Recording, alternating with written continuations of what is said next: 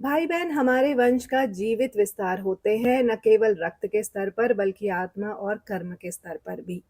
जब दो भाई बहन एक ही परिवार में जन्म लेते हैं तो ये केवल जीन्स का मिलन नहीं होता, ये एक कर्म संबंध का पुनः संयोग होता है जो पूर्वजों के अधूरे कर्मों को पूरा करने आया है। हर भाई बहन के रिश्ते में कुछ अनकहे दायित्व, अदृश्य व्रत और अधूरे संवाद छिपे होते हैं। यही पितृ कर्म का ऋण कहलाता है। राखी का धागा असल में एक ऊर्जा सूत्र, एनर्जेटिक कॉर्ड है जो आपको अपने भाई बहन से जोड़ता है और उस रिश्ते के कार्मिक हीलिंग को एक्टिवेट करता है।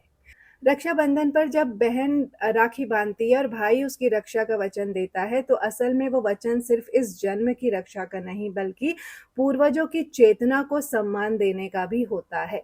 जब बहन भाई की आरती उतारती है तो वो उसके जीवन की बुरी शक्तियों से रक्षा नहीं बल्कि वंश के दोषों से भी रक्षा की प्रार्थना करती है।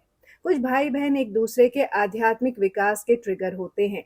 वो आपके पास्ट लाइफ गिल्ट, ईगो या फियर से बाहर निकलने के कार्मिक एजेंट बनते हैं। कुछ बहनें अपने भाई के जीवन में शक्ति स्रोत बनकर आती हैं, वो पास्ट कर्मास की फांस को तोड़ने में मदद करती हैं। कुछ भाई अपने जीवन को बहनों की उन्नति या रक्षण के लिए समर्पित करते हैं, यही उनका धार्मिक और पितृ ऋण का मार्ग बनता है। रक्षाबंधन के दिन जब दोनों एक दूसरे को आशीर्वाद देते हैं तो वे सिर्फ रिश्ते की सुरक्षा नहीं करते, वे अपने वंश की चेतना को भी जागृत करते हैं। इसलिए रक्षाबंधन सिर्फ भाई बहन का उत्सव नहीं है, ये आध्यात्मिक कर्म उत्सव है जिसमें पूर्वज, कुल देवता और आत्मा का योगदान छिपा होता है।